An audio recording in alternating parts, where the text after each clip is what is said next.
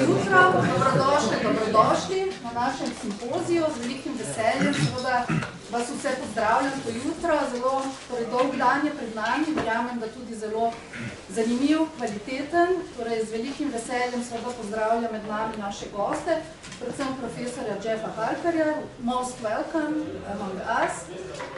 Tako kot se seveda po protokolu spodobi, bomo najprej dali besedo dejansko naši gostje, ki je pod okriljem seveda filozofske fakultete, tako kot je potrebno seveda to urediti naši dekanji, potem sledi pozdravni govor tudi predstojnika oddelka za sociologijo in potem seveda prvi panel, na katerem se bodo izmenjali spoštovani gostje. Tako da, gospa dekanja, jaz bi, če dovolite, najprej vas pozdravila, pa potem nadaljujemo z ostalim.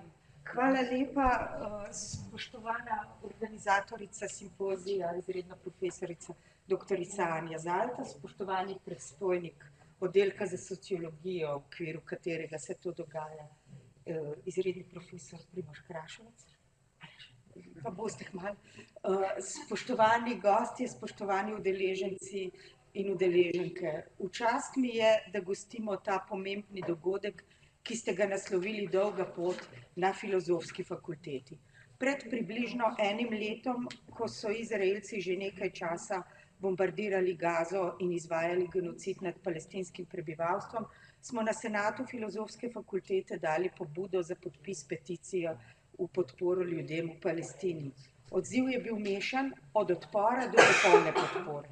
Peticijo smo vseeno pripravili, vendar je nismo podpisali kot senat Filozofske fakultete, ampak vsak v svojem imenu, najbrž ste bili tudi vi poleg.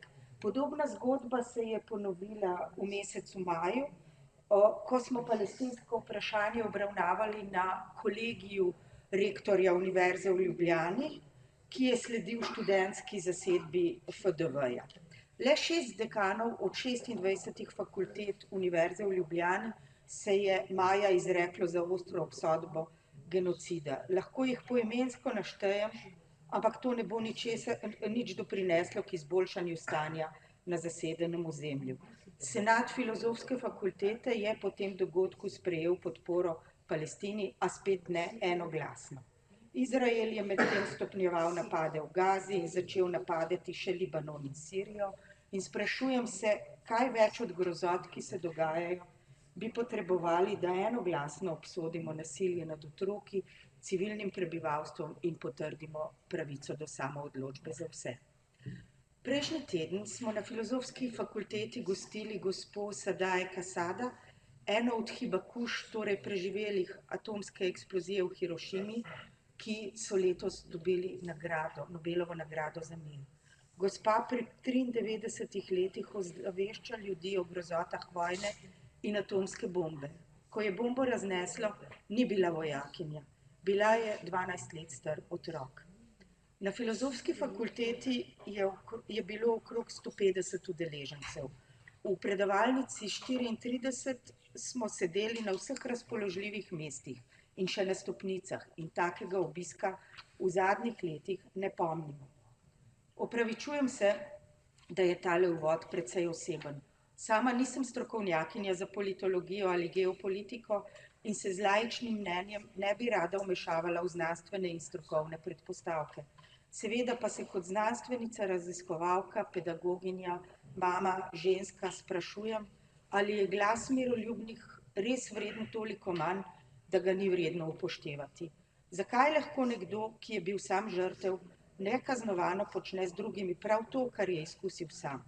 Se iz zgodovine ne moremo prav ničesar naučiti. V torek, na svetovni dan človekovih pravic, je predsednica države, doktorica Nataša Pirc Musar, odlikovala izbrisane. Dobili so odlikovanje, pravice žal še ne. V predbožičnem času, ki ga tradicionalno zaznamujejo želje za mir in lepšo prihodnost, vam želim, da bi bil vaš posvet čim bolj odmeven in da bi imel konkretne učinke za premirje na Bližnjem vzhodu in za mir v svetu. Upanje umre zadnje.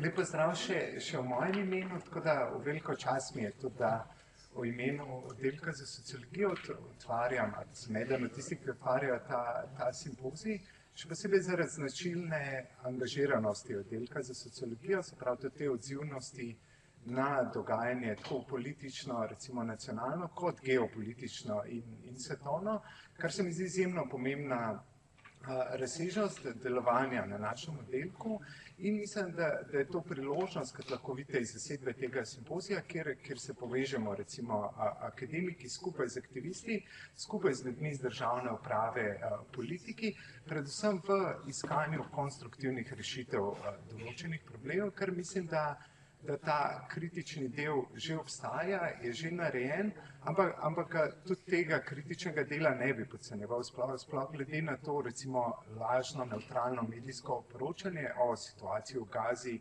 in širše recimo v tej regiji, kjer mogoče ni toliko izostrene propagande, ampak imamo pa to neko suho, neutralno poročanje. Se pravi, ker ste se verjetno že navadili, recimo slišimo številke o umrlih, slišimo številke o pobitih, ali pa je že ta eufemizem, recimo, govorimo o umrlih namesto o pobitih, kad bi poslušali številke recimo odstotkov za popuste ali pa kaj podobnega, se pravi suho, lažno, neutralno poročanje in mislim, da ta kritični del je zelo pomemben v boju proti tem eufemizmom, recimo o različnih dejavnostih, operacijah in podobno, se pravi, da stvari poimenujemo z njihovim imenom, se pravi, da genocidu rečemo genocid.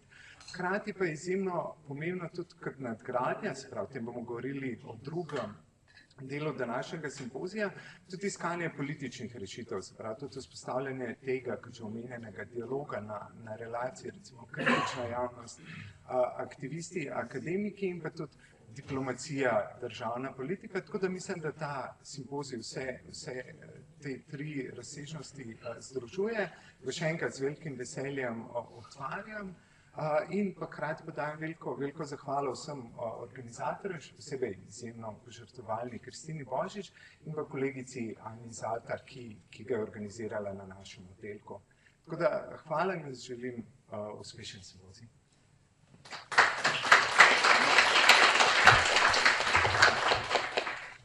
Hvala vsem, hvala oddelku za sociologijo, hvala Filozofski fakulteti, da smo lahko danes tukaj. Jaz ne bom predolga, mislim, da bomo kar začeli s prvim panelom. Imamo 3 paneliste, Primož Štrbenc na skrajno moji desni, predavatelj z Univerze na Primorskem, mislim, da vodilni poznavalec tudi razmer na Bližnjem vzhodu. Potem zraven njega Žiga Smolič, zgodovinar, raziskovalec, ki se posebej ukvarja tudi z odnosi med Jugoslavijo in arabskim svetom, Egiptom, Irakom in Palestino. Prav Palestina na nek način je tista, ki se mi zdi tudi je vzela zelo veliko časa in ki posveča tudi veliko raziskovalne pozornosti, torej kako so se te odnosi gradili v času gibanja neuvrščenih.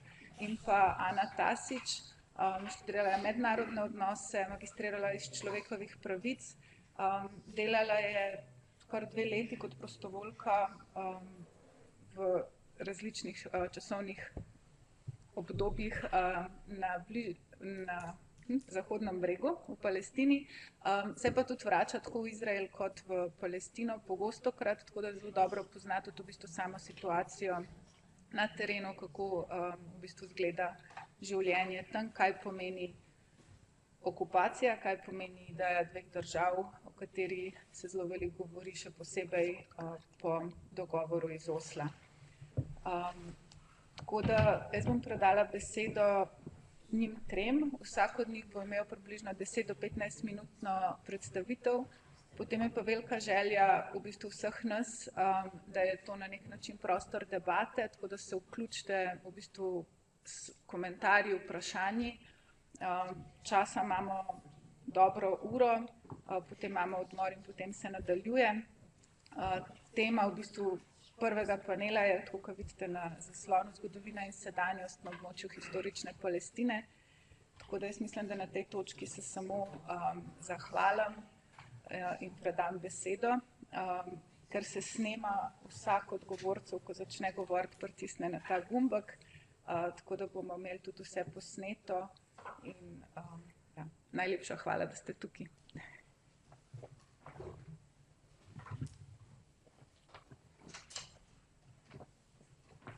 A to dela? Okay. Ja, hvala, Kristina. Jaz bi mogoče preden začnem, bi se mogoče samo referiral na besede profesorja Kašovca, za to neko apatijo v kombinaciji z neposrednim, zelo neposrednim spremljanjem genocida v Gazi. Zdaj, slučajno pred kratkim sem pregledoval ankete javnega mnenja pa intervjuje z občani v Ljubljani leta 67, prav junija, direktno po izraelski agresiji na arabske države, in se mi je samo zdelo fascinantno, da se ves čas izpostavilo mnenje, da jih je strah, ker je vojna tako blizu, pred kar nekaj desetletij nazaj. Ampak za začetek bi se rad mogoče upravičil za mogoče nekoliko ciničen pristop z moje strani glede te tematike danes v kontekstu, kot sem tudi sam razumel, bomo govorili o koncepti ene ali dveh držav, da bo to nekako neka prevladujoča tema, kjer mogoče nimam nekega zelo trdnega stališča. Na nek način se mi ta debata zdi neproduktivna, ampak vsekakor se mi pa ne zdi nesmiselna. Tako da gre za neke koncepte, ki so v veljavi, ki imajo določene realne posledice in jih je na ta način treba tudi naslavljati, ker nas lahko udarijo na vseh nivojih, tudi v kontekstu samega priznanja palestinske države, zdaj nedavno, ko smo lahko videli strani naše države. Zdaj, ne vem, kakšna so stališča ostalih sogovorcev, mogoče si še najbolj predstavljam, kakšna so od našega gosta govorca Jeffa Halperja, ampak s katerim se tudi v osnovi ne moremo porekati. Se pravi, da govorimo, da je princip dveh držav, da se kaže kot farsa, neizogibno, ker ustvarja teren za nadaljno kolonizacijo, za nadaljno opresijo, za nadaljno ozemljsko širitev izraelske države, medtem ko vzpostavlja nek občutek na nek način že dejanskega obstoja dveh držav in možnosti nekega obstoja nadalje, medtem pa v bistvu samo reproducira možnost za nadaljno segregacijo. Za nadaljno segregacijo in nadaljevanje te politike jih lahko spremljamo zdaj že kar nekaj več kot 70 leti. Medtem ko še vedno deluje kot ena država. V praksi in v principu deluje kot ena država. In zato ta farsa. In s tem se brez vsakega dvoma strinjam. Ampak moje vprašanje tukaj, ki bi ga rad zastavil v duhu nekih nadaljnih razprav danes, tudi strani publike in vseh vas, je pač prav, ali je res, mislim, obstaja neka smiselna alternativa v tem, da spremenimo koncept, da gremo iskati koncept ene države. Se pravi, kje je ta razlika? Zdaj, kakor jaz razumem tiste pristaše, ki se nagibajo k temu konceptu, se mi zdi, pa se opravičujem, če morda banaliziram, da se tukaj vidi nek vzor Južne Afrike, da se tukaj vidi nek model, kako se enostavno spoji celotno populacijo v eno državo, demokratično državo, ki itak potem bo celotno palestinsko prebivalstvo dobilo enakovredne pravice in sobivalo pač se pravi v tej eni državi. Zdaj, kakšna je pa pot do tega, je pa drugo vprašanje. Se pravi, da, kje so materialni pogoji, kje je interes in kje je motivacija za to vrstno spremembo. Predvsem pa, kje so mehanizmi prisile, ker tukaj nam je pa morda lahko že popolnoma jasno, da se nič resnega ni spremenilo. Se pravi, da izraelska država bazira na zelo jasnih zionističnih konceptih. Da izraelska država v nobeni točki ni mogla sama sebe razumeti kot drugače kot striktno judovsko državo, ki ne vključuje nobene druge etnije v svoje bistvo. Se pravi, zdaj kako enostavno si zamisliti to spremembo, da bi izvedli to prisilo. Se pravi, čist nek generalen pregled, tukaj se vedno znova se mi zdi, da se moramo vračati v samo vprašanje politične reprezentacije. Govoriti o oblikah države, to je pač neka forma. Mi se pa srečujemo z bolj bazičnim problemom politične reprezentacije palestinskega ljudstva, ki je konsistenten problem. Se pravi, že, če se spomnimo samo na izjavo Golde Meir, recimo, to kultno izjavo, ko je rekla, ko smo prišli v Palestino, ni bilo nič takega kot Palestinci, zdaj malo karikiram mogoče ta citat, ki se na eni strani kaže v bistvu kot kot recimo samo neko potrjevanje nekega starega zionističnega slogana, ne, zemlje brez ljudi, za ljudi brez zemlje, ne. Ampak po drugi strani pa obstaja druga plat te izjave, ne, ki jo lahko beremo pa tudi v tej luči. Ne. Na kaj so naleteli judovski priseljenci zionisti, ko so začeli prihajati na območje Palestine. Ne. Oni so prihajali z zelo jasno izoblikovano ideologijo, z zelo jasno izoblikovano nekakšno, recimo temu, nacionalno identiteto, kjer so naleteli na neko populacijo, ki na to sploh ni bila pripravljena. Ne. In medtem, ko je ta ideološka podlaga te države ves čas ostaja ista, že praktično stoletje, lahko na drugi strani spremljamo ene izredne vzpone in padce in iskanje palestinske populacije, ne, ki gre od recimo temu karikirano nekakšnih plemenskih struktur znotraj Osmanskega imperija do različnih vrst panarabizma, do različnih vrst nacionalnega gibanja in tako dalje. Ne. In vedno znova se ta izjava Golde Meir, ki sem jo zdaj nanizal, kaže tudi kot neka konstantna prerokba. Ne. Se pravi, vedno znova je treba vsakršno politično reprezentacijo, trdno reprezentacijo uničiti. Ne. In se je tudi ne pustiti, da pride do obstoja in veljave. In tukaj v tem kontekstu se bomo nenehno vrteli v nekem ploskem krogu. Ne. Tako da zdaj, kar se same principa ene države tiče, se mi zdi, da seveda saj imamo reference, ne, ampak na nek način se zdi, da so te sanje prvič ugasnile že leta 47, jeseni leta 47, ko pride ko se mednarodna skupnost odloči, da izglasuje delitev Palestine. Ne. Seveda to ni bila edina ideja podobe te države, med drugim prav strani tudi jugoslovanskega angažmaja se takrat pojavlja predlog federativnega modela te države, ki je bil seveda na koncu je spadal zelo marginalen in stekel pozabil in tudi ni bil izglasovan. Tako da enostavno, ko se postavlja ta tla za delitev, za vzpostavitev dveh držav, je to nek prvi moment neke prekinitve recimo te ideje nastanka ene države. Seveda pa to ne predpostavlja konca. Ne? Praktično naslednji šok bi lahko rekel, da se zgodi leta 67 z težkim porazom arabskih držav, z izraelsko agresijo, ko se izkaže, ko se podre ta mit neuničljive egiptovske vojske in se s tem tudi deloma podre ideja, da bi lahko na nek vojaško-konvencionalen način se izraelska država kot politična tvorba uničila. Ne? In potem končen, se pravi, kar je tudi en produkt leta 67, ki se mi zdi, da je treba vedno omeniti, je pa seveda tudi, kakšne posledice ima to na palestinsko politično organiziranje. Ker ravno v tem vakuumu, ki nastane z porazom arabskih držav, pade ta močna fiksacija na panarabizem, ne, na katerega je velika večina Palestincev polagala upanja v tistem trenutku. In takrat pride do neposrednega političnega organiziranja. In takrat lahko spremljamo v zelo hitrem obdobju, nastane cel kup različnih palestinskih organizacij.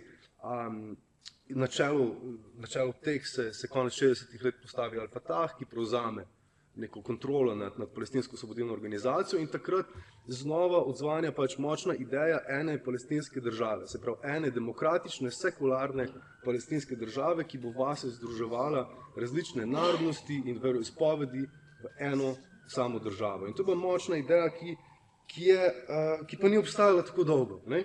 Se pravi, kaj se je zgodilo, ne, po vojni leta 1973 pride do ostrega obrata nekih geopolitičnih okoliščin, v katerem se zgodi na koncu to, da sploh Al-Fatah začne ubirati bolj pragmatičen pristop k temu vprašanju. Se pravi, ena država po vsej verjetnosti ne bo več mogoča. Ne? Se pravi, to pa sploh na koncu premika samo približevanje Egipta, Sadata, Izraelu, razbijanje tako imenovane arabske fronte, odbijanje in tako dalje. In takrat se spremeni paradigma in enostavno Al-Fatah se takrat začne zauzemati za princip, recimo temu začasnega principa dveh držav. Se pravi, tam, kjer si bomo osvobodili teren, tam bomo naredili se pravi svojo državo. In to so neke take posledice, ki lahko tudi iz velike jugoslovanske politike dobro spremljamo, kaj se takrat začne dogajati. Ne? Iz neke humanitarne podpore Jugoslavija pride na neke državotvorne elemente. Takrat se začne v Jugoslaviji, pa ne samo v Jugoslaviji, da ne pa pomotiti, v celotnem socialističnem bloku tudi med drugim usposabljati zelo veliko število kadrov, ki takrat niso imeli nekakšne potrebe po njih, ampak so bili planirani za bodočo palestinsko državo. Se pravi, v karikirani obliki jaz vedno izpostavljam, da so se šolali generali in piloti, nekaj, kar v tem trenutku Palestinci niso potrebovali. Ne. Tako da tukaj bi rad sem to izpostavil, da se pravi, da je ta, no, ampak če gremo še potem malo dalje, no, kako se ta cela zadeva razplete, seveda, se mi zdi ključno izpostavljati, in se mi zdi, da v naših debatih zelo pogosto izpostavimo, nekako izgubimo obdobje 70 let. Ne. Obdobje 70 let kot nekega, recimo temu, malo bolj realnega upanja in relativno enotne, recimo temu, močne politične reprezentacije Palestincev. Če tudi to še zdaleč ni tako enostavno. Ne. To je bilo izredno turbulentno področje, kjer so se mešali interesi vseh strani, Zahoda, Vzhoda in predvsem arabskih držav in Izraela. Ne. In pogled v PLO v 70 letih pokaže, kakšno peklensko področje je to. Ne. In recimo že z vidika Jugoslavije, če se referiram na stvari, ki jih malo bolj spremljam, recimo, to je bilo nemogoče, recimo Jugoslavija je do sredine 60 let podpirala že več kot 20 narodno-osvobodilnih gibanj. Ne. To je bilo nekaj, kar je bilo leta 1964 zapisano v ustavi Jugoslavije in kjer pač enostavno ni bilo nekih velikih zadržkov, da se spravlja v to vrstne oblike pomoči, ampak ko je prišlo do vprašanja PLO-ja, so vsi dvignili roke. Ne. To je bilo pač enostavno preveč kompleksno. Tukaj se je mešalo preveč različnih interesov, da bi sploh lahko, recimo Jugoslavija takrat z vso podlago, ki je imela, vstopila v ta teren. Ne. Ampak ne glede na to, se mi zdi, da je to obdobje zanimivo in je lahko neka referenca, predvsem iz vidika tega, kar je takrat nam v PLO-ju pod Fatahom uspelo. In tukaj se ne mislim tukaj fokusirati na nek fedajinski element, na element oboroženega upora, ki bo seveda močen, ampak bolj na zelo pragmatično naravnano zunanjo politiko, na izigravanje teh različnih interesov, kar je takratnemu PLO-ju pod Arafatom uspevalo relativno uspešno v danih možnostih. Ne? Tako ko je, ne vem, če karikiram nek njegov citat, ko so vedno znova Fatah izzivali s tem, kaj ste, ne? Kaj je vaša ideologija. In Arafat ni mogel nikoli ponuditi odgovor na to vprašanje, kaj je ideološka podlaga Al-Fataha. Ne? Rekel pač, orožje vzemam od komunistov, denar od fundamentalistov in tako dalje. Pač mislim, ni bo tukaj, in ta igra je potekala precej uspešno. Poleg tega je Fatah uspel graditi zelo široko diplomatsko mrežo širom celotnega sveta, dobiti vpliv znotraj gibanja neuvrščenih, ne? Ki ga je enostavno lansiralo palestinsko vprašanje v okviru Združenih narodov, lansiralo sprejemanje raznovrstnih resolucij in tako dalje. Ne? Palestina je dobila resno nekakšno okrilje strani velikega števila držav in v tem okoliščinah obstaja vsaj nek teren, da se tako vprašanje lahko potisne v ospredje. Ampak vsekakor se ta zgodba začne spreminjati po letu 1982, po padcu Bejruta, ne, tako kot je Mahmud Darwish napisal v eni pesmi, je rekel, ne, Bejrut je naš dom, naš šotor, Bejrut je naš edini dom, edini šotor, Bejrut je naš poslednji dom, poslednji šotor. Ne. Takrat na nek način padejo te sanje in takrat se two-state solution začne kazati kot neka poteza obupa. Ne. In tudi tukaj se ponovadi v naših razpravah končajo besede o temu projektu Fataha kot momentu predaje, izdaje, ne, kar vsekakor ni daleč od resnice. Gre za moment prisile in obupa. In tako, no, mislim, a sem že predolg? Ne. Tako, no, želel sem predvsem to izpostaviti, predvsem to dilemo, pač zdaj, v principu ene ali dveh držav, ne, mislim, kako ne se mi naravnamo kot neki zunanji opazovalci v to vprašanje, medtem ko nimamo nobene jasne politične reprezentacije strani trenutne palestinske populacije. Ne. Še ena navezava na to, kar sem prej govoril, palestinska revolucija od leta 1967 dalje ni na nobeni točki potekala od znotraj, ne, ampak iz diaspore. Ne. To zelo veliko pove o tem, da se ni moglo organizirati na okupiranem območju. In to ni, ne da je situacija enaka, bistveno slabša je trenutna situacija, ker so se metode nadzora samo poostrile in teren je bistveno slabši, kot je bil pred parimi desetletji v tem kontekstu.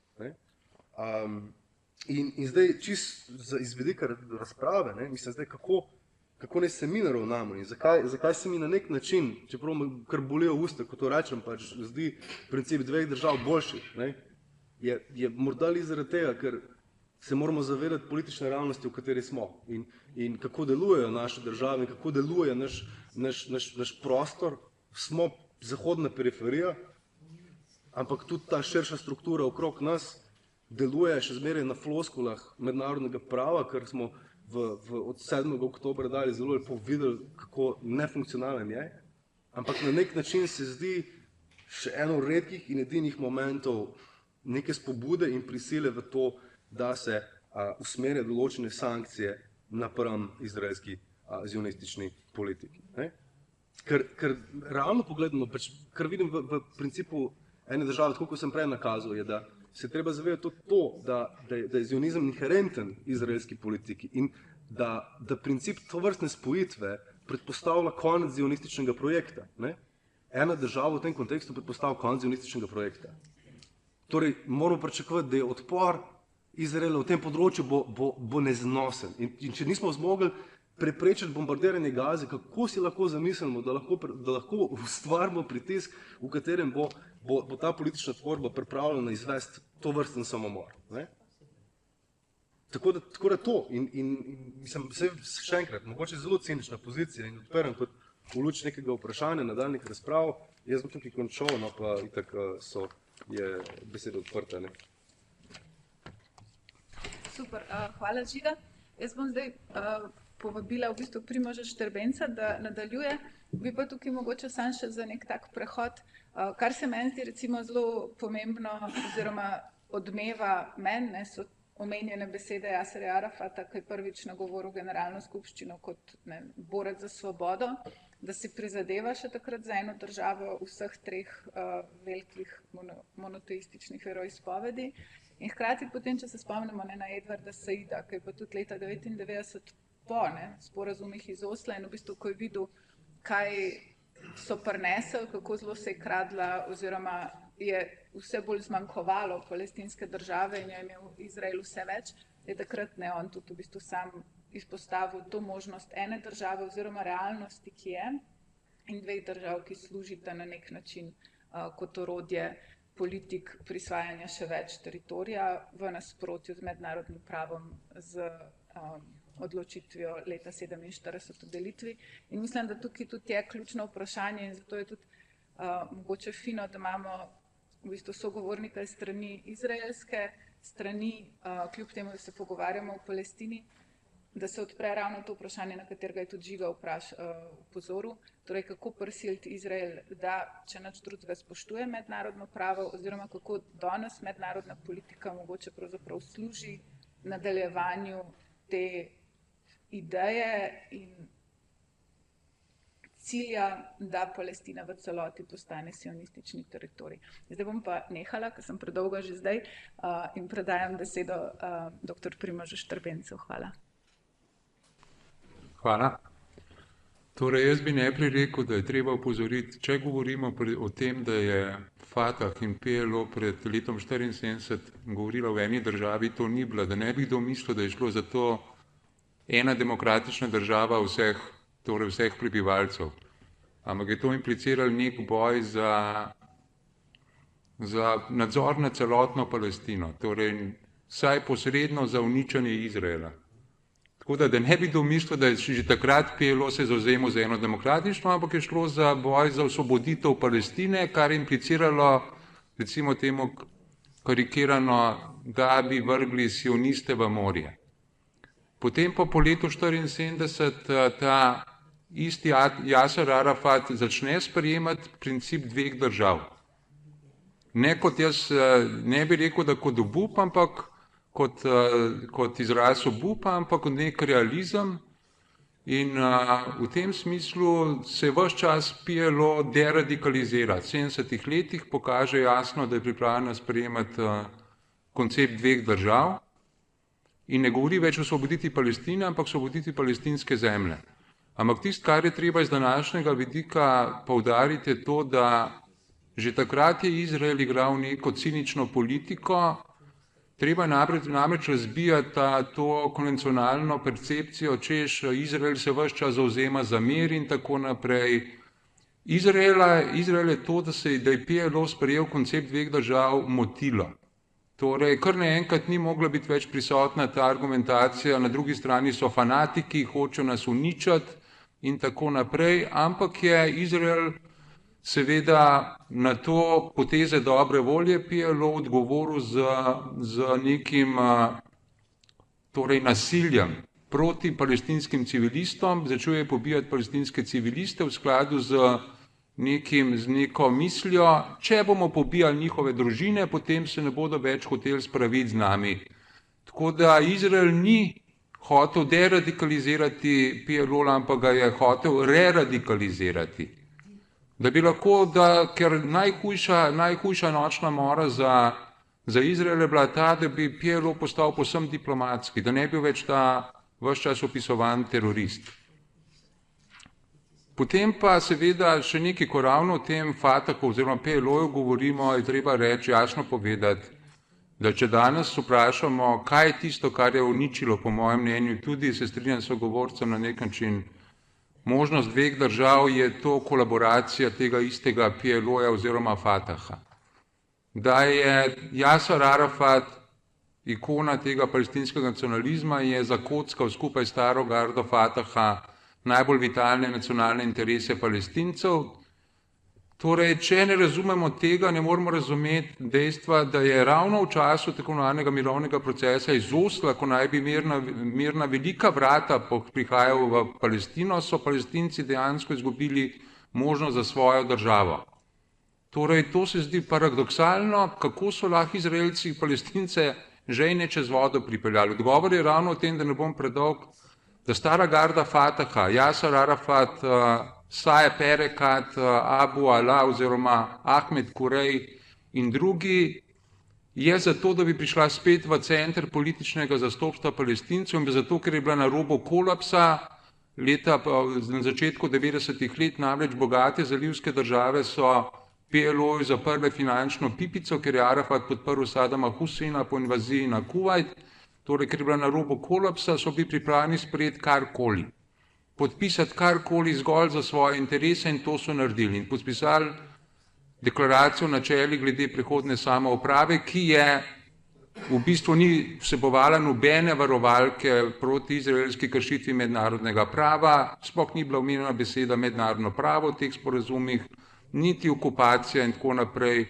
In kot ciljna točka sta bili omenjeni dve resoluciji Varnostnega sveta OZN 242 in 338, ki sta popolnoma neustrezni kot neko jasno vodilo k palestinski državi, ker sta izrazito ambivalentni. Tako da Jasar Arafat je to podpisal, da ne bom predolg, zato zaradi lastnih ekonomskih in političnih interesov te stare garde Fataha. In tudi potem, ko Izrael v času mirovnega procesa iz Osla uničeval možnost palestinske države, ta stara garda Fataha nikoli ni protestirala, ampak je kolaborantsko opravljala varnostne funkcije za Izrael.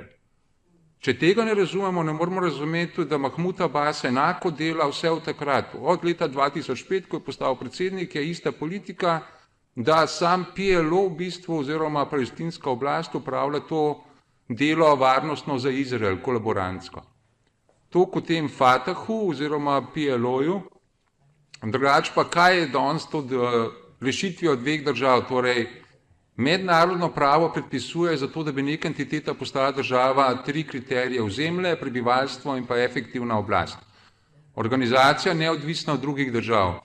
Palestinci že dolgo ne izpolnjujejo tega 3. kriterija organizacije neodvisne od drugih držav. Izrael je naselil 700 tisoč judovskih naseljencev, zelo sistematično na ta način, da je razbil, fragmentiral Zahodni breg, odrezal je Izrael vzhodni Jeruzalem, ki bi, torej, tako da se razumemo, palestinska država ne more obstajati brez vzhodnega Jeruzalema. Tam so uradi, tam je infrastruktura, tam so gospodarske in trgovinske kapacitete, tam so prometna vozlišča. Izrael je ta vzhodni Jeruzalem odrezal od starega Zahodnega brega tudi z judovskimi naseljevanjem judovskih naseljencev v tako imenovanem anektiranem vzhodnem Jeruzalemu. Izrael poleg tega je prepredel Zahodni breg z omrežjem obvoznih cest, po katerih lahko vozijo zgolj Judje, in pa ne pozabimo, varnostni zid, tako imenovan varnostni zid je zgradil, ki sega močno, torej na okupirano ozemlje in zaobsega velike bloke naselij in pa vodne vire. Tako da zelo težko si je predstavljati, kako bi Palestinci lahko še dobili organizacijo neodvisno od drugih držav. Poleg tega Sara Roy jasno, torej proučevalka palestinske ekonomije jasno govori o tem, da Palestinci tudi ekonomije nimajo, ki bi podpirala suvereno državo. Torej država ne more obstajati brez delujoče ekonomije. Kar bi tle dodal je to, da v današnji geopolitični situaciji, ko Mohamed bin Salman, de facto vladar Saudske Arabije, pravi, ne bo diplomatskih odnosov z Izraelom, torej med Izraelom in Saudsko Arabijo brez palestinske države, se zna zgoditi, da bi celo torej Donald Trump, ker je prve 3 abrahamske sporazume nekako sponzoriral, da bi skušal diplomatske odnose med Izraelom in Saudsko Arabijo vzpostaviti na ta način, da bi se res neke vrste palestinska država vendarle vzpostavljala, ker Mohamed bin Salman torej zahteva to palestinsko državo. Tisto, kar je tle nevarno, je to, da bi kdo res verjel, da se da to še narediti, namreč verjetno bo v igri neka koncept izmenjave ozemelj. Šlomo Arieli, nek izraelski strateg, ki že dolgo časa koncept torej uveljavlja, da bi Izrael vzel Zahodnega brega 4% ozemlja, v zameno pa dal palestinski državi 4% svojega ozemlja. Na prvi pogled to izgleda zelo legitimno, zelo super, Palestinci naj bi dobili državo na 23% nekdanje britanske mandatne Palestine, ampak seveda gre za neko spet iluzijo, kajti Izrael bi dal Palestincem neko popolnoma brezvredno ozemlje, medtem kot Palestincem bi vzel pa 4% točno tega razširjenega Jeruzalema, torej aglomeracije med Ramalo in Betlehemom, kjer je tisto, kar država potrebuje. Sem že rekel, uradi, infrastruktura, trgovinske in industrijske kapacitete in tako naprej. Tako da to je spet iluzija, da bi to prineslo palestinsko državo. Se pa zna zgoditi, da bi mednarodna skupnost ZDA torej tle blefirala in to dala Palestincem in gor nalepko dala, evo zdaj pa imate državo, in da bi skušala na tak način ameriška administracija reševati torej najprej diplomatske odnose med Saudsko Arabijo in pa Izraelom spostaviti, v kontekstu torej trgovinskega koridorja Indija-Evropa, da bi se LR Kitajski preprečilo peljati po Budopasu in ceste skozi Bližnji vzhod. Skratka, če sumiram, rešitev 2 držav je po mojem mnenju zelo nerealna, nemogoča. Kaj pa ena država, o kateri je govoril moj predhodnik, strinjam se z njim, da lahko da je kdo torej zelo optimističen, ampak prvič zelo se strinjam, da torej ves projekt sionistični je vzpostaviti suvereno judovsko državo v Palestini. Ne državo 2 ljudstv, ampak suvereno judovsko državo. Tako da to bo zelo, zelo težko spremeniti. Sploh ob dejstvu, da se samem Izraelu zmeraj bolj uveljavljajo desne sile, torej da imajo judovski naseljenci vedno več vpliva v izraelski politiki, v centralnem poveljstvu izraelske vojske in da se vsa izraelska družba na desno premika. Sploh tudi po 7. oktobru 2023. Drugi, če sem malo hudičev advokat, tudi če si predstavljamo eno torej skupno državo, vendarle imajo Palestinci večjo nataliteto demografsko. Tako da Jude bi lahko v tej državi skrbelo za to, da bodo postali na nek način zmeraj torej manjšina. Tako da tle bi jaz vendarle povedal, da je ta strah recimo judovskega prebivalstva Izraela upravičen. In pa tretjič, tle se strinjam, kaj pa pritisk? Ali bi prišlo do pritiska na torej v smer ene države? Kot vidimo, je to spet ena skoraj nemogoča zgodba, da Združene države Amerike preprosto, ne glede na to, katera administracija je tam, da preprosto je to preveč proizraelska politika. ta ne zgolj judovski lobi, tudi torej več kot 100 milijonov krščanskih sionistov, ki menijo, da če Izrael ne bo očistil okupirane ozemlja Palestincev, ne bo drugega prihoda Jezusa Kristusa na oblast. Ne pozabimo tudi, da angleški puritanci, ki so prišli na začetku 17. stoletja na severovzhodno obalo severnoameriškega kontinenta, so se identificirali z Judi stare zaveze. Tako da ta kulturna sorodnost je zelo pomembna zadaj. Kar pa zadeva Evropsko unijo, tudi izgleda, da nemogoče, da bi našla nek skupni jezik, ne zgolj Nemčija in pa Nizozemska, ki sta bili tradicionalno proizraelski, ampak zmeraj Češka republika, totalno proizraelska, konsistentno. In pa v zadnjem času Madžarska in Avstrija. Torej, odkje naj bi ta pritisk prišel, si je zelo težko predstavljati. Tako da jaz bi za konec, da ne bom predolg, nekaj drugega odprl. Torej, po mojem mnenju je treba danes bolj v nekih bolj pragmatičnih vprašanjih razmišljati. Prvič, ali naj Palestinci ukinejo palestinsko oblast, torej to kolaborantsko oblast, ki Izraelu olajšuje okupacijo. To je bistveno vprašanje, to je treba razumeti, da zaradi tega se nič ne spremeni, ker Izrael okupacije nič ne stane. Po 4. ženevski konvenciji bi moral Izrael torej poskrbeti za vzgojo in izobraževanje otrok, za priskrbo hrane, torej prebivalstva s hrano na okupiranem ozemlju, za javno zdravstvo na okupiranem ozemlju. Tega ni treba Izraelu delati, ker to dela, kolikor dela palestinska oblast. In pa Evropska unija financira torej to okupacijo. Tako da treba se vprašati, koliko je sploh še smiselna ta palestinska oblast, ki olajšuje delo Izraelu. Tudi vse javnomnenjske raziskave Palestincev kažejo, da jih več kot polovica podpira ukinitev palestinske oblasti.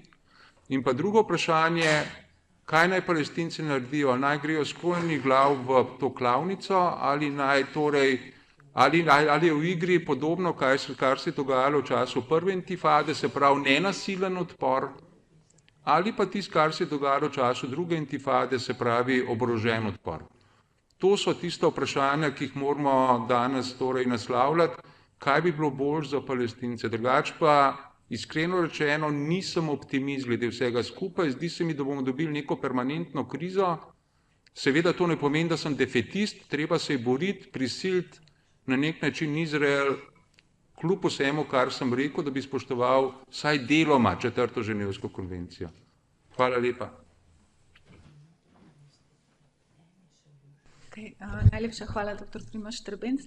Zdaj pa predajam besedo še Ani Tasič, pa mogoče za uvod. Dve besedi novinarja Farida Tamale iz Ramale, ki je pred časom rekel, da se v resnici počutijo kot sirote, ravno zaradi manjka te politične reprezentacije in v bistvu dejstva, da Izrael uspešno že desetletja aretira vse politične voditelje, pozapre tudi potencialne študentske organizatorje. Tako da, Ana, upam, oziroma sem prepričana, da nam razložiš oziroma poveš še več o samem stanju na terenu med ljudmi. Hvala. Lep pozdrav še z moje strani. Težko je zdaj še sicer kaj dodati, ker je bilo že toliko povedano, ampak seveda se da v Palestini govoriti ure in ure, ker se toliko krivic, ko se tam dogaja, pač je neverjetno. Tako da jaz bom poskusila bolj z moje manj strokovne, ampak bolj človeške plati povedati. Začela bi pa, včeraj sem poslušala intervju z Gideonom Levijem, to je en od redkih izraelskih novinarjev, ki je dejansko svoje življenje posvetil poročanju iz palestinskih ozemelj, in če ga imate možnost poslušati, pač ogromno intervjujev z njim, tudi on ni optimist, ampak pač poskuša povedati stvari tako, kot so, tudi tuji publiki, in včeraj ga je novinar vprašal, kaj meni o tem, da trenutna pač izraelska vlada grozi z aneksacijo Zahodnega brega, in je rekel, to mene sploh ne skrbi, ker to se je praktično že zgodilo. In v bistvu tu pač pridemo do teh ena država, dve državi ali kakorkoli pač že. Izrael ima popolno kontrolo nad Palestino, nad Zahodnim bregom, Gaza itak je uničena, in v bistvu dveh držav ni, na terenu dveh držav ni. Če si ti pelješ po Zahodnem bregu, jaz sem pač dosti živela na Zahodnem bregu, V bistvu kamorkoli pogledaš, ko se peleš po cesti, vidiš in na levi strani in na desni strani na hribih so izraelske naselbine, ki so novogradnje, ki imajo vodo, ki imajo drevesa, zaradi tega, ker pač si lahko privoščijo vodo in pač ti ljudje ne bojo nikamor šli. Zdaj je tam, tako je že profesor Štebenc povedal, 700.000 naseljencev je na Zahodnem bregu.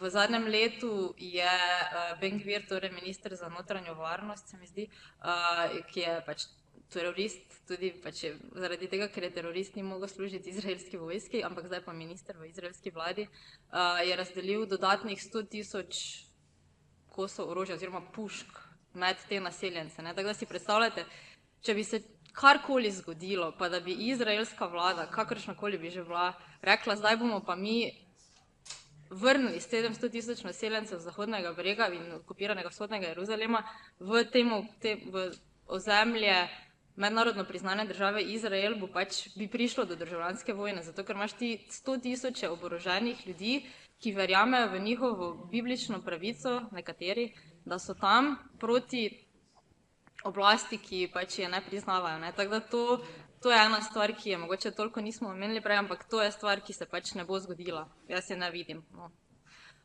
Tako da z moje strani rešitev dveh držav pač ne more, mislim, kolikor jaz pač poznam stvari, ne more obstajati. Zdaj pa imam par argumentov, zakaj. Poleg orožja. Ena stvar je, da rešitev dveh držav ne naslavlja načela pravičnosti. Leta 1948 je bilo med polovico in 2/3 palestinskega prebivalstva pregnanega in ljudje niso bili samo pregnani iz tega, kar je danes Zahodni breg, oziroma primarno so bili leta 1948 pregnani iz tega, kar je danes Izrael. In zdaj, če bi pač ustanovili dve državi, kam bi se begunci, ki imajo po mednarodnem pravu pravico se vrniti v svojo domovino, in torej njihovi otroci in njihovi vnuki, ki jih je zdaj že okoli 6 milijonov po svetu, kam se bo vrnil begunec iz Haife, če je ustanovljena država na Zahodnem bregu? Kaj bo delal v Ramali, če pa ima ključe od hiše, ki še vedno stoji v Haifi mogoče? Torej, to je pač en tak človeški primer, recimo. Druga stvar je seveda, judovska država ne more biti demokratična država. Torej, ne samo, da so že danes Palestinci, ki živijo znotraj Izraela, žrtve diskriminacije, čeprav so državljani Izraela, ampak kaj bi, tako že profesor prej povedal, znotraj judovske države bi v bistvu judovsko prebivalstvo bilo manjšina, vsi ostali pa ne bi imeli pravic. To je dejansko na terenu že res. V bistvu gre za apartheid, ki pač zdaj se temu reče okupirano ozemlje, ampak to je dejansko že del Izraela, kakorkoli gledaš. Tako da dolgoročno bo pač ali bo totalen kaos naslednja leta in desetletja, ali pa bo se na neki točki našla neka rešitev. Zdaj kakšno bo, ne vemo. Ena stvar je tudi, Izrael je pred kratkim, oziroma izraelski parlament je pred kratkim izglasoval, da pač Palestinci nimajo pravice do svoje države. Tako da v tem trenutku tudi politično, tudi če bi zahodni svet si želel, čeprav seveda tu Trump ima kakšne drugačne vzvode, ampak načeloma Izrael je uradno še vedno demokracija, vsaj za judovsko prebivalstvo, in ta del države pravi, da palestinske države ne bo. Ampak, kot je profesor Štebenc že prej omenil, torej Izrael zaseda Zahodni breg zaradi tega, ker je med drugim tudi zaradi tega, ker je tam voda. Tako kot sem prej rekla, izraelske naselbine imajo vodo, imajo 24 ur na dan vodo, medtem ko vasi, ki so par 100 metrov stran, palestinske vasi, lahko imajo vodo recimo 10 do 12 ur na teden. In ko sem jaz živela v Nablusu, to je eno največjih mest na Zahodnem bregu, nas je bilo 10 punc, ki smo živele v enem stanovanju in smo imele toliko vode, da smo lahko enkrat na teden oprale en pralni stroj stvari. 10. Pa smo imeli vodo, pa nam je nikoli ni zmanjkalo, ampak si predstavljate, ena velika palestinska družina, ki ima na strehi en pač ta velik zbiralnik vode, ko po 10 urah, recimo v nedeljo popoldne, ko imajo vodo, oni napolnijo ta zbiralnik vode, ko se pipica zapre z izraelskega vodovodnega podjetja, do naslednje nedelje ali pa do naslednje druge nedelje vode ni. Ampak ta voda prihaja z Zahodnega brega, to ni voda, ki pride iz Izraela. Tako da, pač s podnebnimi spremembami, ki zelo vplivajo tudi na Bližnji vzhod, ne, vedno bolj sušno je, vedno bolj čudno se razporejene padavine, je vode vedno manj za vedno več ljudi. In zdaj, kako se bo država Izrael, karkoli že bo v prihodnosti, umaknila z zasedenih ozemlji, če pa jim zasedena ozemlja omogočajo preživetje. Poleg tega so tu še naravna bogatstva, zdaj, ko spremljamo to grozovito etnično čiščenje in genocid tudi na severu Gaze. Na severu Gaze so, oziroma pred obalo severne Gaze so odkrili precej velika nahajališča zemeljskega plina. Pač vse pride do denarja, ni, pač v bistvu vse je to biznis, to ne gre za nekaj čustva ali pa kaj, pač tam je nafta, tam je voda, to hočemo mi, tega vam ne damo. In ena stvar je tudi, recimo, zakaj so se leta in leta že prej, pa zakaj se zdaj dogaja v Gazi genocid, izraelska orožarska industrija je izjemno močna in oni morajo nekje testirati orožje in ga testirajo na Palestincih in ko pridejo na sejme, orožarske sejme po celem svetu, vključno z Evropo, imajo oni boljšo možnost prodati njihovo pač izraelsko orožje, ker je že battle tested, se temu reče, ne. Mislim, to je pač dejstvo in oni lažje prodajo orožje vsem po svetu, in Arabcem, in Američanom, in ne vem, nam konec koncev, ne, slovenska vlada je sicer trdi, da tega ne bojo naredili, ampak v proračunu je 31,5 milijona v naslednjem letu ali dveh, ki naj bi jih mi zapravili, mi davkoplačevalci, za orožje, ki ga bomo kupili od podjetja, ki je delno v izraelski lasti, ki je bilo razvito v Izraelu. Tako da, mislim, toliko je grdih stvari, ki jih Izrael dela proti Palestincem pa proti ostalim njihovim sosedom, no, da jaz včasih se potem malo zapletem, ker je preveč zapovedati. Ampak, glavnem, jaz ne vidim rešitve dveh držav prav zaradi tega kot realne, zaradi tega, ker enostavno se bo nadaljeval apartheid, kakršnokoli že bo, če bi pač to ozemlje, ki bi bilo namenjeno Palestincem, se bo krčilo, otrok je vedno več, še vedno tudi pri Palestincih in pač to na nek način, to ne gre naprej, ne, mislim tega, zato je prišlo tudi recimo do 7. oktobra, ker če ti živiš na enem malem koščku zemlje, obkrožen si z vojsko okoli in okoli, čez noč, čez dan ti letajo droni nad glavo, streljajo, vsake toliko časa zbombardirajo par hiš, hodiš v šolo, pa ne moreš priti v službo, zaradi tega, ker ni služb, zato ker je brezposelnost velika. Enostavno na neki točki se ti pač odpelje, ne, in bi se tudi meni odpeljalo, ker ko vidiš, v kakih pogojih živijo ljudje, ne samo pač v Gazi, zdaj absolutno, ampak na Zahodnem bregu, pač to je nevzdržno. Jaz sem živela v Ramali eno leto in Ramala je približno 10 do 15 kilometrov severno od Jeruzalema. Vmes je pa seveda ta zid, ki ločuje ljudi, da se Palestinci pa Izraelci praktično nikoli ne srečajo. Tudi izraelski Palestinci, torej ljudje, ki imajo državljanstvo v Izraelu, pač izraelsko državljanstvo so pa Palestinci, oni živijo ločeno. Haifa je edino mesto, ki je kao mešano, ampak tudi tam sicer so na nekaterih ulicah sosedje, ampak v resnici ljudje ne živijo skupaj. Če greš na sever Izraela, je tam Nazaret, največje palestinsko mesto. Nazaret je arabski, poleg imaš Nazaret Ilit, ki je izraelska naselbina, kjer so samo Izraelci. In če bo nekdo iz Nazareta se hotel preseliti v Nazaret Ilit, ne bo dobil gradbenega dovoljenja oziroma mu ne bojo dali v najem stanovanja ali pa mu ga ne bojo pustili kupiti. Torej, apartheid ne obstaja samo med Zahodnim bregom in Gazo in Izraelom, ampak tudi znotraj Izraela. No, jaz sem živela v Ramali in kadarkoli sem hotela iti v Jeruzalem, jaz sem lahko šla s kolesom, pač to je blizu, to praktično še hodiš lahko, no, ampak je vmes ta zid. In če greš ti, pač tam moraš iti skozi kontrolno točko in jaz pač s svojim slovenskim potnim listom, jaz lahko grem skozi kadarkoli, kamorkoli, pač mene ne bo nihče, mene bo lahko kak izraelski vojak kaj vprašal, ampak nimajo načeloma, me ne bojo ustavili, me ne bojo gnjavili. Moj palestinski cimer, ne, moj stanovalec iz Ramale, on ne more dobiti dovoljenja za to, da gre v Jeruzalem. Pa je star toliko kot jaz, pa ima službo v Ramali, pa ni terorist, pa ni nič narobe z njim, ampak on ne more dobiti dovoljenja za to, da gre v Jeruzalem. Če pa ga že dobi, je pa postopek tak, da ti moraš tistim papirjem, ki ga dobiš, potem tam čakaš v vrsti, to sem tudi jaz morala čakati v vrsti, seveda. Imaš pa, ko da greš v bistvu na začetku, je tako, da greš na stadion, imaš taka tista kovinska vrata vrtljiva.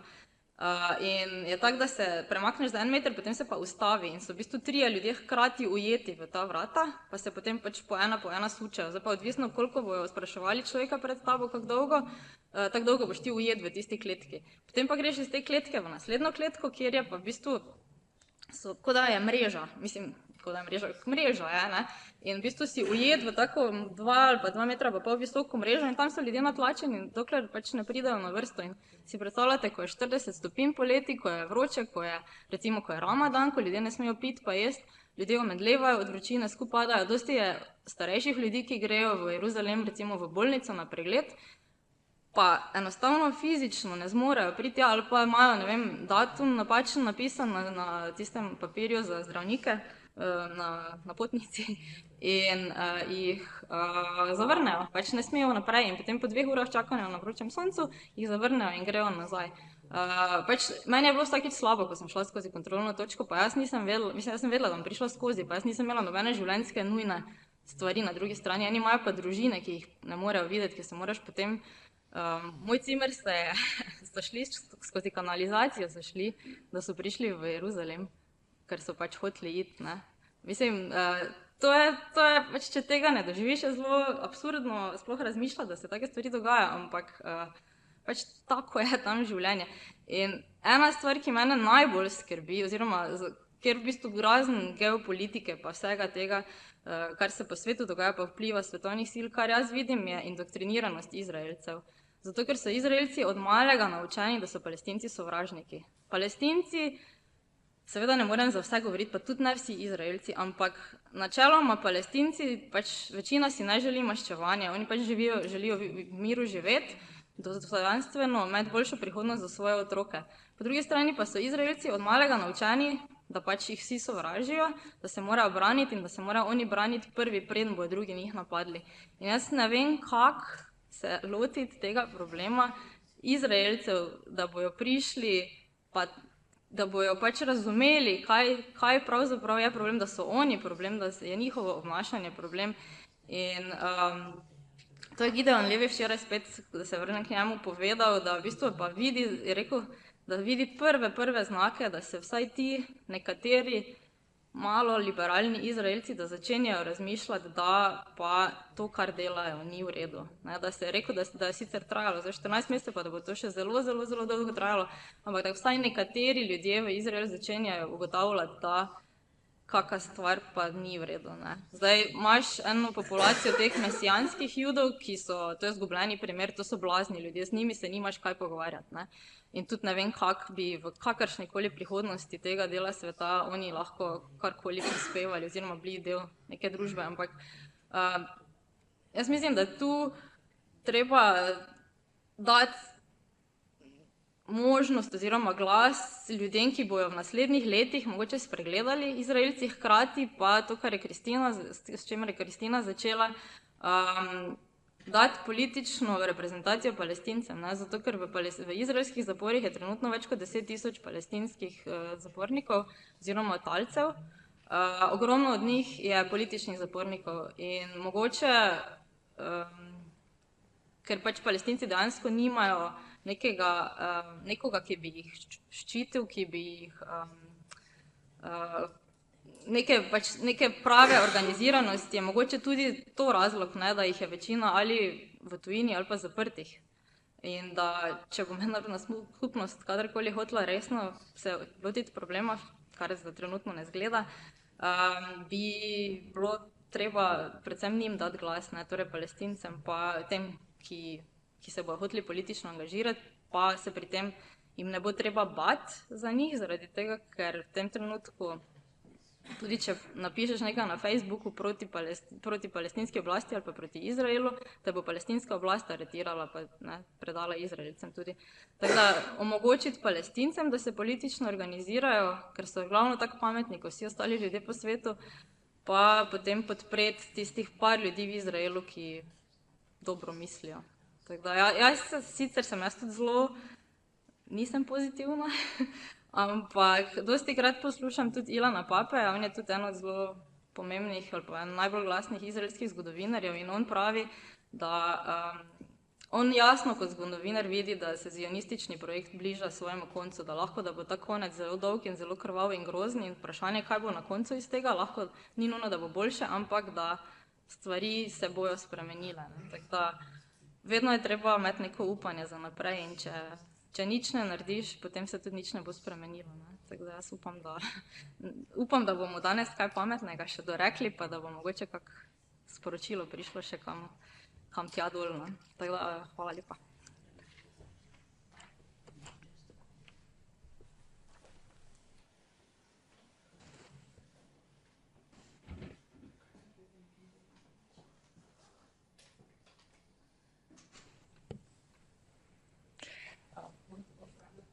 Se upravičujem, tam pa tudi dela. Sem nekaj narobe prepisala, se je zdelo. V glavnem, prostor je zdaj odprt. Najlepša hvala tako Primožu, Žigi kot Ani. Če imate kakšen komentar, kakšno vprašanje, pred vami so te črne naprave, na katerih pritisnete na gumb, posveti rdeče, lahko zastavite vprašanje, tako da se bo tudi posnelo. Tako da ja, zelo dobrodošla vprašanja. In komentarji in pomisleki. Kar pogumno. Če niste še nič, lahko tudi če je kakšen komentar, mogoče med vami. Jaz imam eno vprašanje, sem čakala najprej, če se bo kakšen od študentov pogumil, mogoče kaj vprašati. Zdaj vemo, da ko se spremenijo geopolitične razmere, se lahko tudi stvari, ki so se zdele dolgo časa težko dosegljive, relativno hitro obrnejo. En primer, recimo tak, ki se vsaj na zunaj zdi, precej hiter preobrat, je bil zdaj odstop Asada v Siriji, zelo hiter odhod iz Sirije in zdaj ne rečemo, ne vemo, kaj se bo zgodilo, ali bo bolje ali bo slabše, ampak to se je odvilo zelo hitro, prej pa je bilo 13 let, od 2011 se je zdelo to nemogoče doseči. Zakaj mislite, da se ne bi mogli, sprašujem vse paneliste, nekaj podobnega recimo zgoditi, če bi se spremenile majčkeno spet geopolitični interesi relevantnih akterjev, ki vemo podpirajo, predvsem Izrael, da bi zelo hitro najdeli neko tako rešitev in potem gradilo od tam naprej. Kaj si mislite o tem? Če jaz lahko, jaz vendarle vidim eno bistveno razliko. To, kar se je zgodilo z Asadom, je na nek način zelo naravno. Ne pozabimo, da Asada so podpirali religijski manjšinci v Siriji, 12% alavitov, 8% kristjanov jakobitov, 1% šiitov dvanajstnikov in pa 1% sorodnikov asasinov, o katerih je govoril naš Vladimir Bartol. Se pravi, skupaj okrog 22% prebivalstva. Tako da je bilo, ves čas je visela v igri, torej to, da so imeli alaviti od leta 1963 oblast v Siriji, to je bilo nenaravno. To je bila neka oblast, ki je visela v zraku. Medtem ko na drugi strani to, kar se dogaja na okupiranem ozemlju Zahodnega brega, Gaze in pa anektiranega vzhodnega Jeruzalema, tle pa ni nekaj, kar je zelo nematerialnega, ampak Izrael že torej od leta 1967 kot smo rekli, na stotine tisoč judovskih naseljencev naseljuje in zelo realno, ne v zraku, ampak zelo realno, stvarno spreminja stvarnost in torej po mojem mnenju, oziroma kot smo vsi trije pravzaprav rekli, je težko pričakovati, da bi tle lahko še dve državi nastali. Glede ene države skupne, morda lahko o tem razpravljamo, ampak mislim, da sem odgovoril tako, da tudi, če bi se karkoli zdaj, če bi do preobrata geopolitičnega prišlo, je še vedno stvarnost na terenu enaka, na Zahodnem bregu in v anektiranem vzhodnem Jeruzalemu. Kako te judovske naseljence stran, da celo, če bi prišlo do tega izmenjave ozemlja 4%, bi moral Izrael še vedno 125.000 judovskih naseljencev izseliti. Teh fanatikov, kot je bilo rečeno v marsičem, oboroženih. Tako da je vendarle vidim veliko razliko med Sirijo pa med torej med tem palestinskim problemom.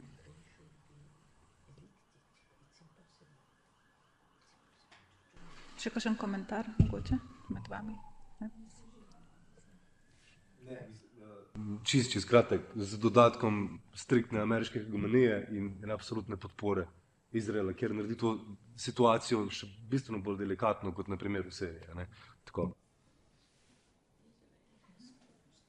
Ja, bi pa jaz vseeno rekla, da sem pa jaz tudi razmišljala o tem, da bi dala Sirijo kot primer, da tudi vse stvari lahko vseeno spremenijo. Mogoče ne tako hitro kot Sirija, ampak kot je že prej Žiga rekel, no, tudi Južna Afrika je vedno kot nek primer dan, pa Južna Afrika v tem primeru, mislim, v tem trenutku seveda ni nek odličen primer demokracije pa vsega, ampak tudi tam si ljudje niso predstavljali, da se bo tako hitro stvari spremenile. Ne? Tako da jaz vseeno upam, da bomo to doživeli, no? Da se bojo stvari bolj hitro premaknile, pa mogoče v kakšno lepšo prihodnost. Jaz bi se navezal na prejšnje vprašanje, mogoče bi ga malo drugače zastavil. Mislim, verjetno se vsi strinjamo, da dve državi ne samo, da nista mogoče, jaz mislim, da je ta koncept škodljiv za vprašanje pravic Palestincev. Tako da, če govorimo o eni državi, ki ne bi bila demokratična od reke do morja, me zanima, kako gledate na možnost vzpostavitve te demokratične preobrazbe tega območja brez širše demokratizacije Bližnjega vzhoda glede na prevladujoč vpliv Zahoda ali pa izključen vpliv Zahoda na tem območju, ki pravzaprav temelji na nedemokratičnih režimih. Tako da, a je možna demokratizacija celotne Palestine brez demokratizacije zalivskih držav Egipta in tako naprej?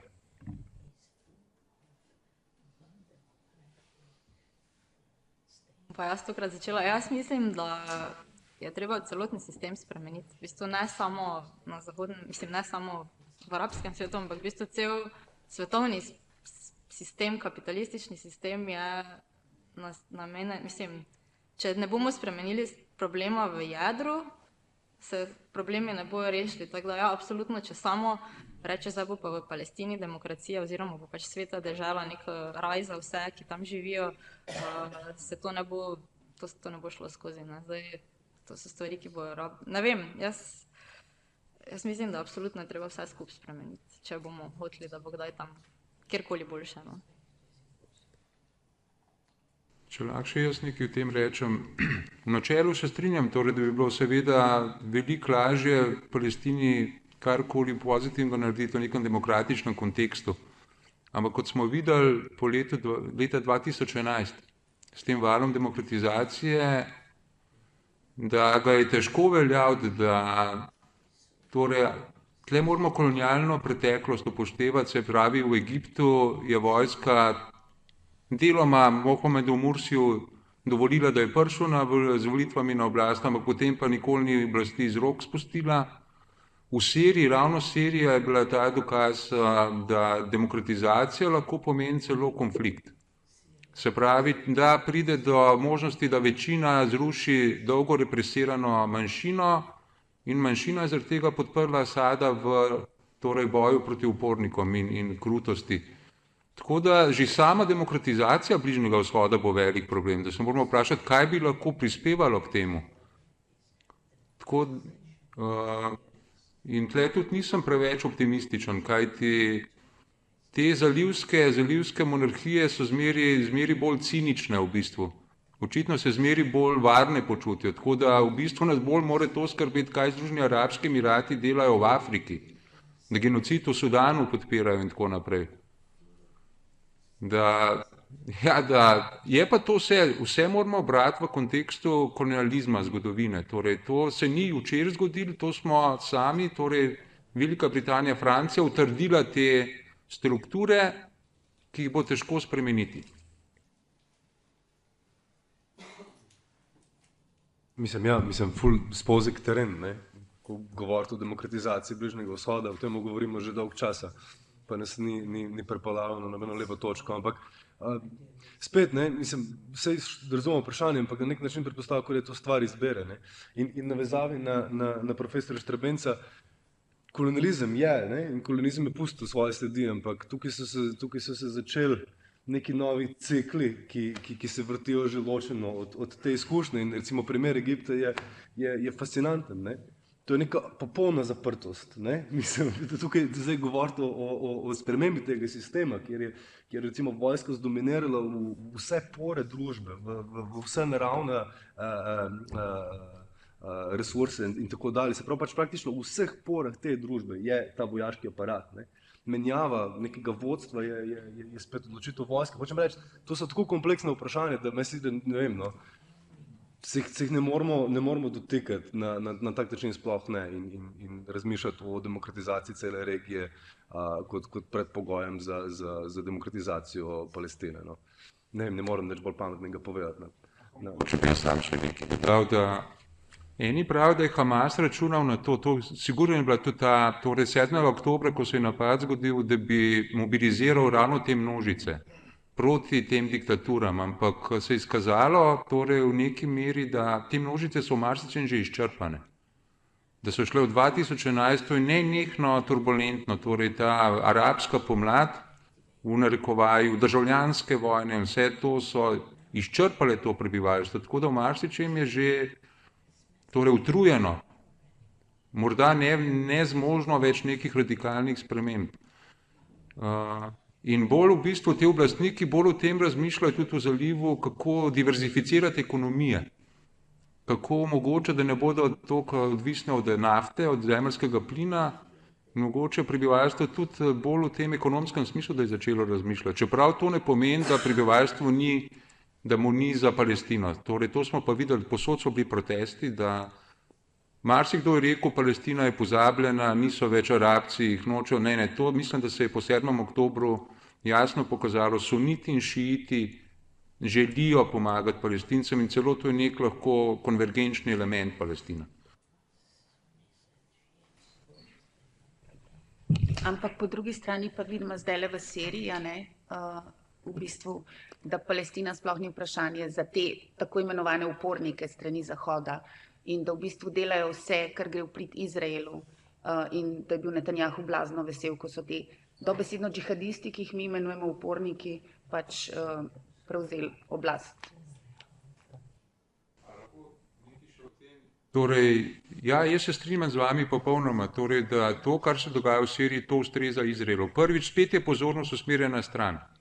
Torej, nihče več zdaj ne gleda toliko na Palestino, ampak vsi gledamo Sirijo. Drugič, porušen je bil strateški most med Iranom in Hezbolahom, se pravi, edini resna ovira, torej popolni hegemoniji Izraela je bila močno, če ne dokončno oslabljena. Se pravi, ta šiitska os odpora in pa tretjič, Izrael je dobil še eno možnost več in to že dela, da bo argumentiral, poglejte se, imamo fanatike na svoji meji. Vse so to eni zelo nepredvidljivi in moramo torej to, kar že zdaj Izrael dela, da bombardirati in zasesti torej še Izrael sirsko tamponsko območje na Golanski planoti. In pa še nekaj, medtem ko je alavitski režim, torej Bašarjev Asadov režim, se je zavedal, da je on zgubil leta 1967 Golansko planoto. Zato se je zelo prizadeval, da bi dobil to Golansko planoto nazaj. Zdaj te sunitska oblast ni toliko torej osebno ali pa toliko inspirirana, da bi se toliko zelo borila za Golansko planoto. Tako da to res, to, kar se v Siriji dogaja, to ustreza Izraelu, tako da se moramo res vsi vprašati, ali ni šlo za neki ozadje, glede na to tudi, da je Joseph Biden po pisanju New York Timesa ponudil Bašarju al-Asadu quid pro quo, pretrgaj strateški most med Iranom in Hezbolahom, zameno pa olajšamo sankcije Siriji. Tako da, čeprav se zdi, da Američani niso bili involvirani v to spremembo v Siriji, jaz nisem popolnoma prepričan, da so bili povsem oddaljeni. Ali gre morda za to, da iščejo prostor, kam premestiti prebivalstvo iz Gaze?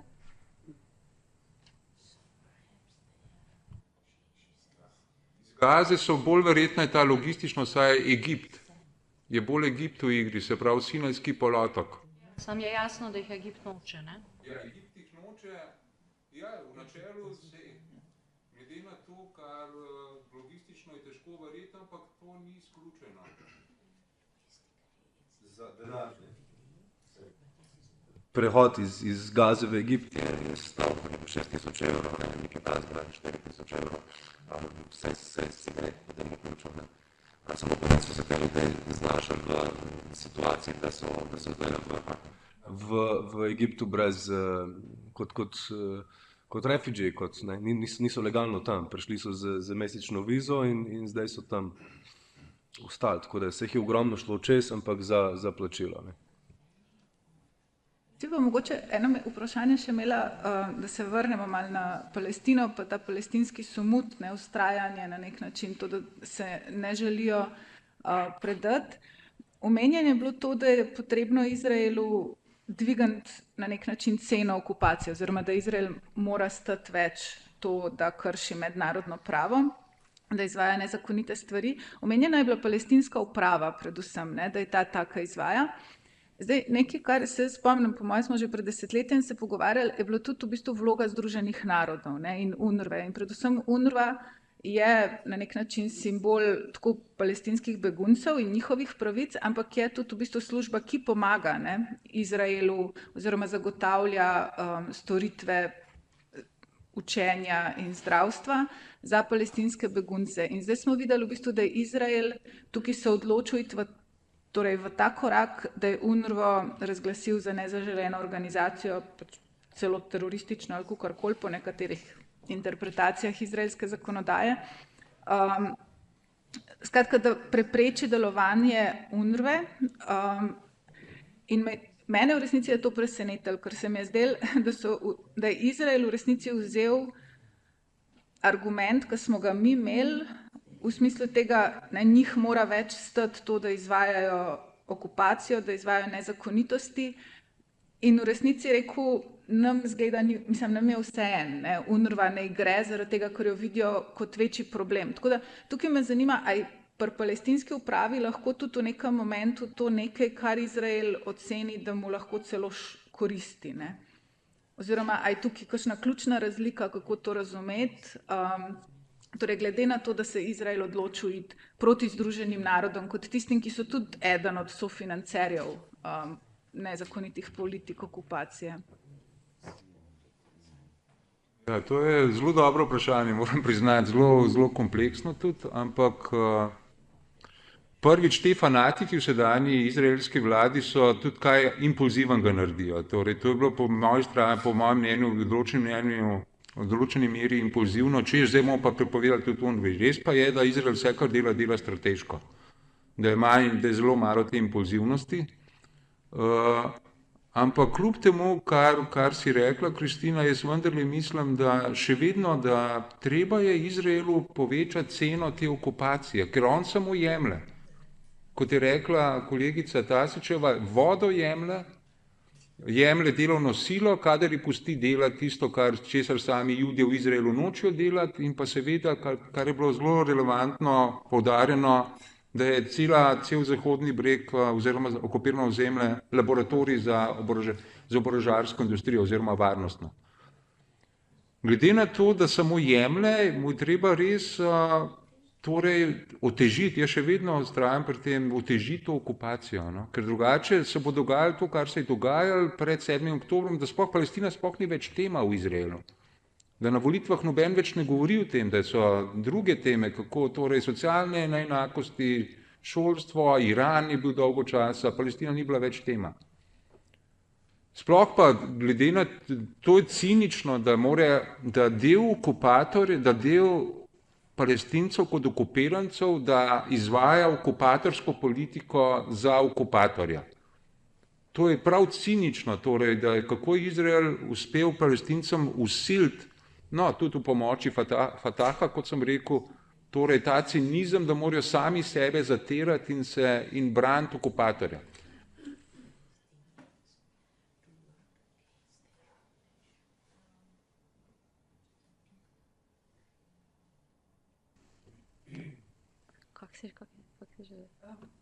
Vprašanje visoke cene. Ja, v bistvu je to edina stvar, ki jo lahko mi kot ljudje, ki nismo tam, zahtevamo, oziroma kaj lahko naredimo. In to bi morali tudi zahtevati od naših vlad, da bi pač absolutno, mislim, meni je absurdno, pa komaj čakam, da pridejo z MZZ-ja danes, zato ker pač po 14 mesecih genocida mi nismo niti še odpoklicali veleposlanika, oziroma ga niti, sicer veleposlanike na Dunaju, ampak ga nismo niti še poklicali na zagovor, kaj sploh delajo, ne? To so te standardne diplomatske procedure, ki jih nismo uporabili. Še vedno, čeprav uradno ne, še vedno pač smo pripravljeni trgovati z Izraelom vojaško, ne? Embargo bi morali absolutno takoj. Mislim, vse, kar smo mi kot Evropska unija ali pa kot Slovenija proti Rusiji uvedli, bi se lahko uvedlo proti Izraelu, ampak se ne, ker je pač to Izrael, ne? Ker za Izrael veljajo druge. In vse to bi za seboj tudi prineslo ceno, tudi, kot je rekel profesor Štobenc, okupacije, ne? Tako da absolutno to Izrael, pa dobro vse države po svetu verjetno edino, kar res razumejo, je denar, oziroma je biznis, ne? In zdaj, če jim ti otežiš zaslužek, če jim ti zmanjšaš zaslužek, se bo mogoče nekaj spremenilo. Če gre business as usual naprej, se ne bo čisto nič spremenilo. Tako da ja, absolutno sankcije, bojkoti, protesti, diplomatska izolacija in te stvari se dogajajo. Sicer ne mogoče tako hitro pa tako uspešno, kot bi si želeli, ampak recimo gibanje BDS je v lanskem ali v letošnjem letu kar nekaj stvari doseglo, da se podjetja distancirajo od Izraela ali pa od podjetij, ki služijo z okupacijo. Tako da to je pač dolg proces, da to ne bo rešilo ljudi, ki zdaj umirajo ali ki so ubiti v Gazi, ampak to je edina stvar, ki mogoče bo pomagala, pa pri kateri lahko tudi mi sami kot posamezniki sodelujemo, ne? Ker od nas nihče ne bo imel čisto nič manj, če ne bo kupil datljev v Hoferju, ne, iz Izraela, ali pa če bo pač poskušal ne uporabljati storitev podjetij, ki delujejo na Zahodnem bregu, kot recimo Booking ali pa Airbnb, ne, ki tudi pač oddajajo stanovanja na Zahodnem bregu, ali pa vse teh podjetij je ogromno, ne. To pač je nekaj, kar lahko mi tudi naredimo in kar bo Izrael stalo, ker izraelsko gospodarstvo je, mislim, da je v lanskem letu izgubilo približno 20% BDP-ja, ogromno podjetij je zaprtih, teh manjših podjetij, ogromno ljudi je, rezervistov je v vojski in enostavno pač ne morejo, ali jih ne, pač gospodarstvo ne zmore tega bremena vse te vojne, tako da teh stvari se pa ne sliši toliko v medijih, da pač kakor trpi Palestina, kakor trpi Libanon, Sirija itak, no, ampak tudi Izrael ni imun na to, kar sam sebi dela, ne, in to je v bistvu to, ker bo dražje, ker bo predrago za njih, ker enostavno ne bo šlo tako naprej, se bo mogoče kaj spremenilo.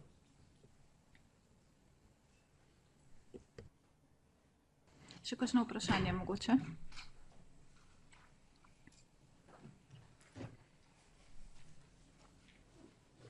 Komentar, pomislek? Sam na kratko, noben od vas ni govoril o oboroženem odporu, oziroma kakšno vlogo bi oborožen odpor naj še imel v kakršnikoli demokratični transformaciji območja. Torej, jaz sem rekel, da Palestinci se bodo morali odločiti, ali gredo v drugo intifado zopet.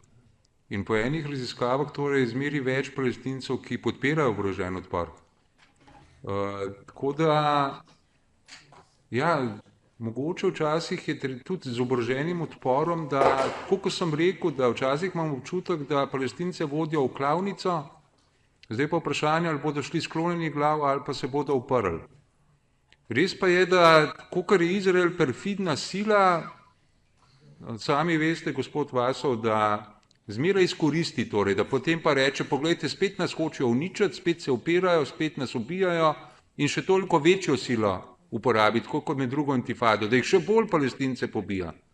Tako da je treba tle res razmišljati, ali prva intifada, neoborožen odpor, ali druga intifada, in pa še nekaj, da tam, da je okrog sedaj, v tem trenutku je proti oboroženemu odporu tam okrog kar nekaj Palestincev na Zahodnem bregu, to so torej oni, ki delajo v Izraelu, ki imajo nekoliko višji standard, pravijo, ne, nam kar ustreza ta kot stabilnost. Potem trgovci na Zahodnem bregu, ki jim Izrael omogoči torej uvoz določenih del kafiči in tako naprej, in pa seveda ti, ki delajo v palestinski oblasti. Te so tisti, ki nekako status quo vidijo kot še kar dober. Tako da zaradi teh, torej tudi Zahodni breg zdaj po 7. oktobru se ni bolj dvignil, kar smo vsi pričakovali, ampak torej te 3 segmenti so ga brzdali tudi. Mogoče tu še to dodala, da je v Gazi recimo je lažje prišlo do oboroženega odpora, zato ker Gaza je en teritorij, torej en majhen kraj, kjer se dejansko ljudje, čeprav je bilo ogromno vohunov, ampak tam so se ljudje lahko dobili pa se pogovarjali o tem, kako se bojo uprli.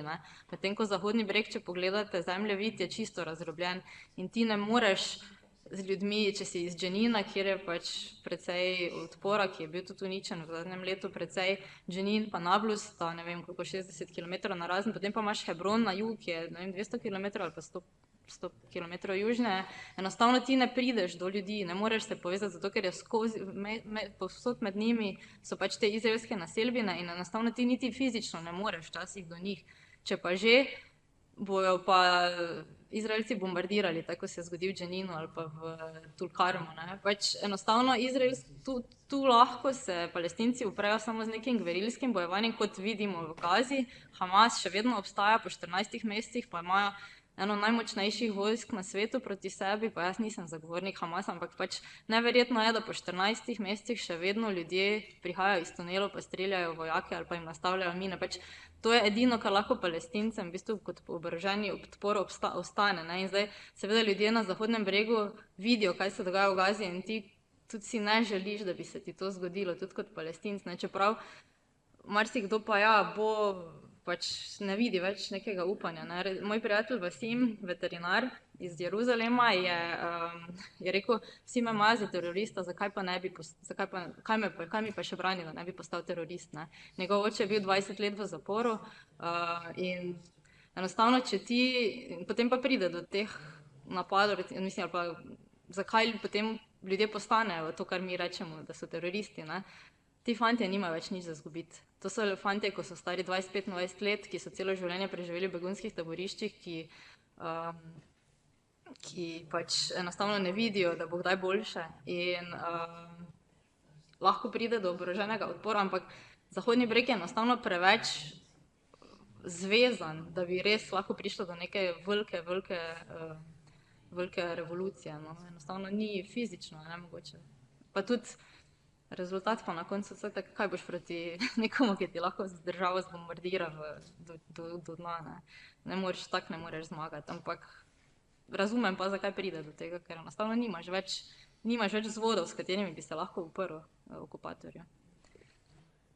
Čisto kratko samo na Ano se navezal, da v danih okoliščinah, čisto se pravi iz vidika prostora, iz vidika tehnoloških sredstev nadzora in vse skupaj je oborožen upor nekaj, kar je pase. Nekaj, kar je neizogibno, lahko deluje samo kot nekaj marginalnega in v tej luči lahko ima nek simboličen pomen, ima lahko nek simbolen naboj, ampak ne more pa enostavno v danih okoliščinah znotraj okupiranega območja predstavljati. Nekaj, kar bi lahko spremenilo situacijo. Mogoče bi jaz sam še to dodal, ko ste malo tako strahom rekli, ne zagovarjam Hamasa. Torej, v tem se moramo tudi začeti pogovarjati, o tem Hamasu. Hamas ni tisto, kogar ga opisuje kot neko ontološko zlo. Hamas je pomembno evolucijo naredil, tako da to se je treba zavedati, da ta Hamas ni bav, ni tisti, ki hoče uničiti Izrael ves čas in tako naprej. Podobno deradikalizacija se je dogajala kot PLO, ko smo govorili v 70-ih letih, tudi v Hamasu. In eden od namenov Izraela je po mojem mnenju ta reradikalizirati Hamas. Jih toliko zbombardira, da bodo spet postali sovražni, torej zelo do Izraela.